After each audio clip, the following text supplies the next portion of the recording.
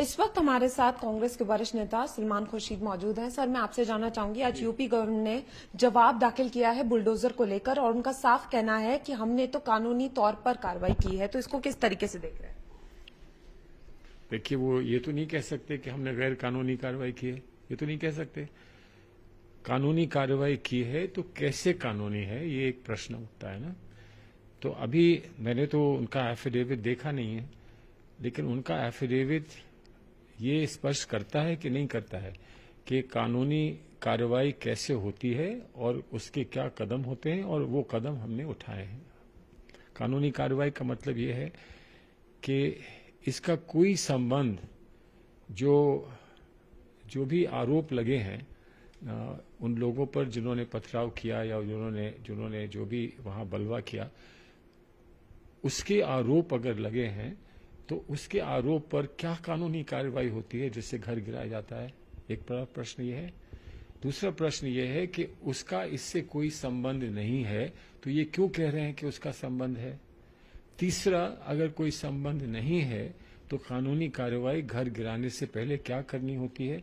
जो कानून है उसके तहत नोटिस देना होता है, नोटिस के बाद जवाब होता है, जवाब में सुनवाई होती है, उसके बाद आदेश पास होते हैं। आदेश जो है आदेश के बाद 30 या 40 दिन का अपील का समय होता है।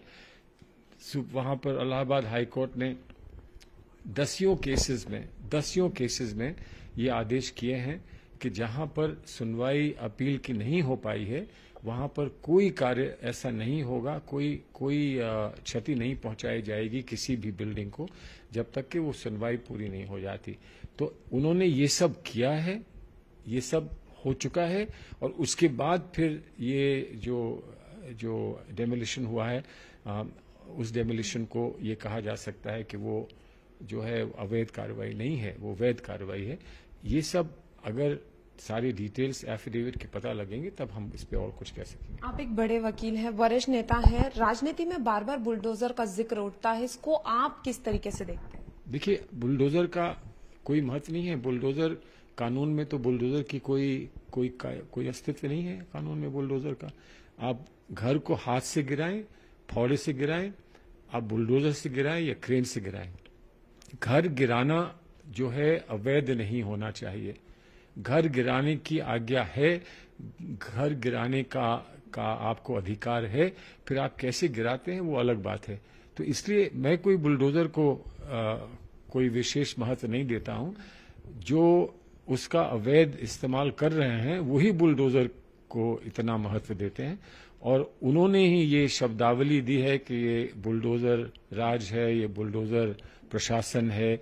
बुलडोजर को टोपियों पर बुलडोजर के मॉडल लगा कर वो चुनाव में उतरे थे। अब जब पुलिस की मार्च होती है या प्रशासन की ओर से कुछ दिखाया जाता है डराने के लिए तो बुलडोजर दिखाया जाता है। मैं समझता हूं कि ये लोकतंत्र में ऐसा ना होना चाहिए, ना ऐसा होता है किसी लोकतंत्र में। पहली दफा ये देखने को मिला है। राहुल गांधी से लगातार पूछताछ जारी है, कांग्रेस सड़कों पर क्यों है? तो देखिए, राहुल जी ने एक बहुत अच्छी बात कही आज। उन्होंने कहा कि मुझे 5 दिन तक बुलाते रहे और मुझसे प्रश्न पूछते रहे, लेकिन अंत में उन्होंने ये कहा कि राहुल जी यह बताओ कि इतना हमने आपको ग्रिल किया है और आप अभी भी थके नहीं। तो मैंने उनको एक जवाब दिया कि मैं उपासना करता हूं और मैं स्पेशल एक्सरसाइजेस करता हूं जिसकी वजह से मैं नहीं थका।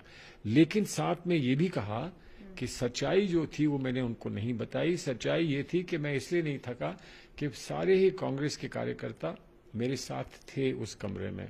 कांग्रेस पूरी तरह से अपनी स्पिरिट में कांग्रेस वहां थी, मेरे साथ थी, और मुझे इस बात का गर्व है कि कांग्रेस मेरे साथ थी, और जब तक कांग्रेस मेरे साथ है मैं नहीं थकूंगा। और कांग्रेस वालों ने, हमने सब ने ये कहा कि जब तक आप हमारे साथ हैं हम नहीं थकेंगे।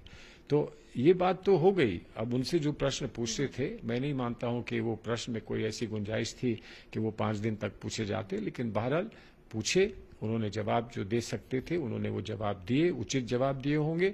हम नहीं जानते हैं क्या जवाब दिए, लेकिन जो भी जवाब उनको देने थे वो उन्होंने दे दिए। अब आगे क्या कार्रवाई होती है अब हमको उसका प्रतीक्षा करनी होगी। सर, एक अंतिम सवाल, महाराष्ट्र में जो उथल पुथल मच रही है, सरकार कभी भी गिर सकती है, क्या कमलनाथ सरकार बचा पाएंगे? देखिए, मुझे कोई, अगर कमलनाथ जी बचा सकते हैं तो हम लोगों को सबको बड़ा हर्ष होगा।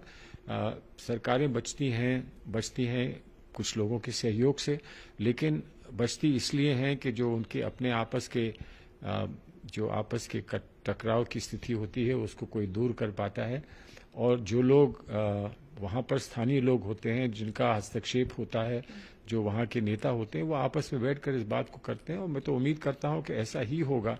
ये जो भी समस्या है वो शिवसेना के अंदर की समस्या है।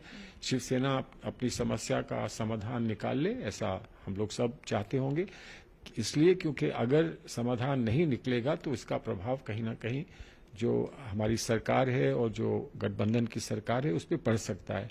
लेकिन अब इस पर हम लोग जो बाहर हैं हम कुछ नहीं कह सकते हैं। हम ये चाहेंगे और हमारी शुभकामनाएं हैं कि किसी न किसी तरह से सरकार बचे, लेकिन जिस तरह से भारतीय जनता पार्टी इसमें हस्तक्षेप कर रही है, जिस तरह से सारे एमएलएस को गुवाहाटी ले जाया गया है, ये शोभा नहीं देता एक केंद्र सरकार या भारतीय जनता पार्टी को। बहुत बहुत शुक्रिया हमसे बात करने के लिए। तो आप सलमान खुर्शीद को सुन रहे थे, जिनका साफ कहना है कि महाराष्ट्र में एक संकट तो है, लेकिन कहीं ना कहीं ये उम्मीद भी की जा रही है कि इसका समाधान निकलेगा। तो कैमरामैन योगी के साथ फराह खान, न्यूज़ 18।